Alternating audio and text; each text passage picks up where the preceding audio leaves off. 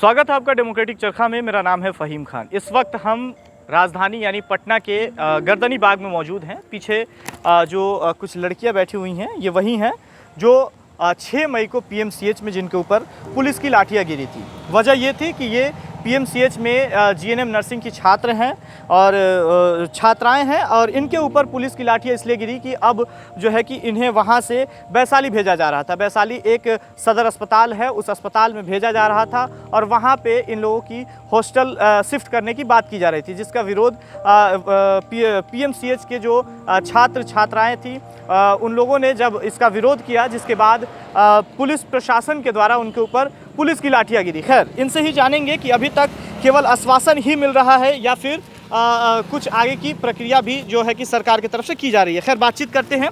क्या नाम हुआ आपका? पूनम सिंह। अच्छा पूनम जी, ये बताइए कि लगभग 23 दिन से आप लोग यहाँ बैठी हुई हैं, क्या मांगे हैं आप लोगों?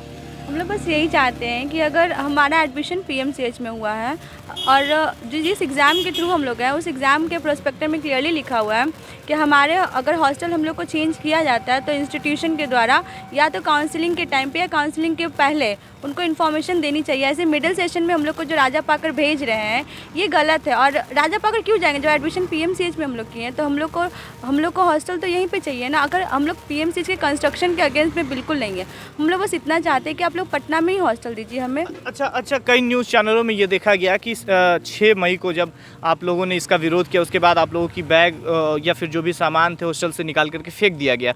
जिस तरह से एक तरफ सरकार महिला सुरक्षा की बात करती है और वहीं रात में 10 बजे करीब फेंका गया था ना, 10 बजे के करीब वहाँ की जो छात्राएं थीं उनका बैग जो है कि निकाल करके हॉस्टल से बाहर फेंक दिया गया, हॉस्टल तोड़ दिया गया है। हालांकि इन लोगों का ये भी कहना है कि इसका विरोध नहीं है, कतई इसका विरोध नहीं है कि पीएमसीएच में बेहतर भवन बनाया जा रहा है, अस्पताल को बेहतर बनाया जा रहा है, लेकिन विरोध इस बात की है कि महिला सुरक्षा की बात करने वाली सरकार आखिर इन जीएनएम छात्राओं की ये जो गुहार है वो क्यों नहीं सुन रही है। सवाल यहाँ है कि इनका ये कहना है कि अगर पीएमसीएच में एडमिशन है तो वैशाली क्यों जाए। खैर, वैशाली क्यों नहीं जाना चाहती, वजह क्या है?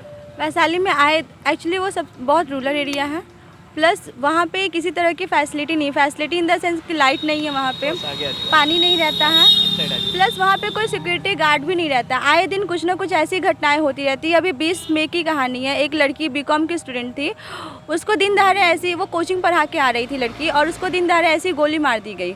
एक लड़की 4 जून को 13 साल की लड़की जिसका बॉडी स्ट्रक्चर भी प्रॉपर डेवलप नहीं हुआ था, उस लड़की के साथ 5 लोगों ने गैंगरेप किया। वहीं की लड़की, जब वहाँ की बेटियाँ वहाँ सुरक्षित नहीं है, हमारे जो हेल्थ मिनिस्टर है वो हमें राजा पाकर भेज रहे हैं कि जाइए 40-45 किलोमीटर, हाँ वहाँ उतने दूर भेज रहे हैं कि आप जाइए, वहाँ पे आप बिल्कुल सेफ़ है। और जब हम हॉस्टल पटना में खोज के उनको दे रहे हैं, उनका कहना है कि आपके लिए हमारे पास जगह नहीं है, हमारे पास हॉस्टल नहीं है। जब उनको हम हॉस्टल दे रहे हैं तो बोलते हैं कि मैं आपकी सेफ्टी के लिए बहुत चिंतित हूँ और पहले मैं खुद देखूंगा कि आपके लिए, आपके सेफ्टी पर्पज़ के लिए वो सही है कि नहीं। अच्छा, सेफ्टी के लिए चिंतित है, उसके बावजूद भी रात में 10 बजे जो है कि बैग फेंक दिया जाता है। वो बहुत हम लोग का सेफ्टी का, उनको बहुत टेंशन है हमारी सेफ्टी के लिए।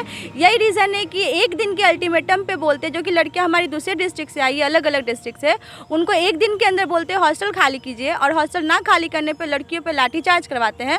और जो लड़कियां बीमार है, जो हॉस्टल में पड़ी हुई हैं, उनको उसी रात पे 10 बजने के बाद उनको हॉस्टल से निकाल दिया जाता है, उनको सामान को फेंक दिया जाता है। और हम लोग पे जो लाठीचार्ज होती है, पूरी रात हम लोग पीर बहोर थाना में रहते हैं और ये हमारी सेफ्टी की बात करते हैं, लड़कियों की सेफ्टी। थाना के तरफ से क्या कुछ आश्वासन मिला था जब इस तरह की बात जब सामने आई? तो थाना की तरफ से कुछ आश्वासन मिला? जब थाने वाले ही मारे और थाने में जब लड़कियां बेहोश हो रही थी, हम लोग को वैन में 1 घंटा बंद करके रखा गया। जिस तरीके से मारा गया था, जिसका पैर टूट गया, हाथ टूट गया, सर फट गया, लड़कियां चक्कर खा के वैन में पड़ी रही। हम लोग चिल्लाते रहे बट वैन पुलिस स्टेशन में ही वैन रुकी थी।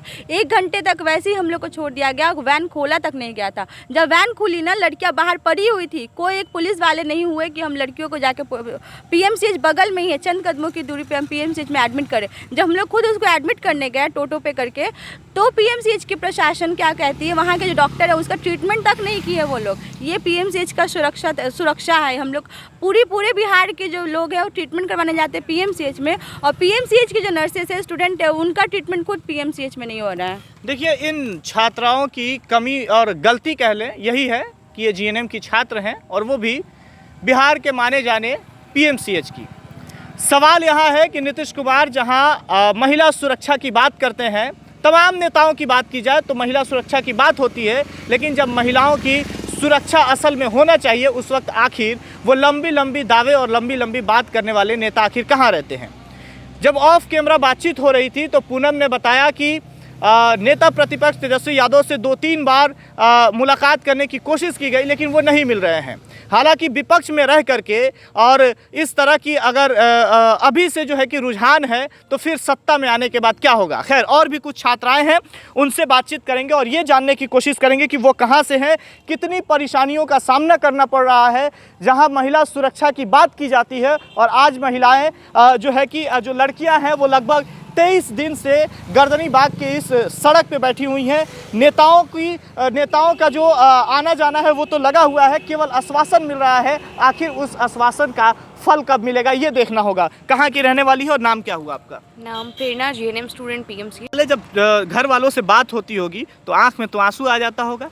आता है, लेकिन हिम्मत भी है कि कुछ गलत तो हम नहीं मांग रहे हैं, अपने हक के लिए लड़ रहे हैं। तो फैमिली से सपोर्ट है कि क्योंकि लड़ाई हमारी है तो वो सपोर्ट ही कर सकते हैं, वो सपोर्ट कर रहे हैं तभी हम आज यहाँ बैठे हुए हैं। अच्छा, यहाँ पे बैठी हैं आप लोग, कई नेताओं का जो दौरा है वो चल रहा होगा, आते होंगे, कई तरह के आश्वासन देते हो, क्या उम्मीद है वो कुछ कर पाएंगे?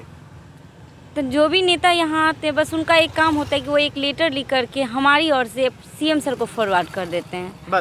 बस उनका उतना है। उसके बाद वो हाथ जोड़ लेते हैं कि इससे आगे हम कुछ नहीं कर सकते, क्योंकि हम सत्ता में है नहीं। अगर हम सत्ता में होते तो आपके लिए कुछ कर सकते थे। कल ही एक डॉक्टर यहाँ पे गर्दनी बाग के हॉस्पिटल में डॉक्टर का कहना था कि लड़कियाँ हम लोग से नहीं संभलेगी, इसको दूसरे हॉस्पिटल में इसको रेफ़र करना पड़ेगा। अब बताइए, लड़कियों की तबीयत इतनी ख़राब हो रही है, बट स्टिल हमारी गवर्नमेंट हमारी सेफ्टी की चिंता करते हुए हमें राजा पाकर भेज रहे हैं, बट पटना में हम लोग के लिए हॉस्टल नहीं उनके पास में। चलिए, तो ये गर्दनी बाग से ये तस्वीर दिखा रहे हैं जो शायद उन माओं का दिल दहल जाएगा जिनकी बेटियाँ आज सड़क पर बैठी हैं। लेकिन ये बात शायद नीतीश कुमार को यानी सुशासन बाबू को समझ में नहीं आता होगा।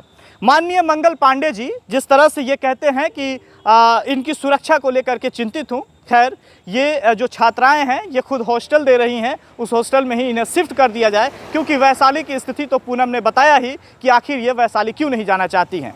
खैर, ऐसी तमाम खबरें हम आपको दिखाएंगे। कैमरा पर्सन प्रवीण के साथ फ़हीम खान, डेमोक्रेटिक चरखा, पटना।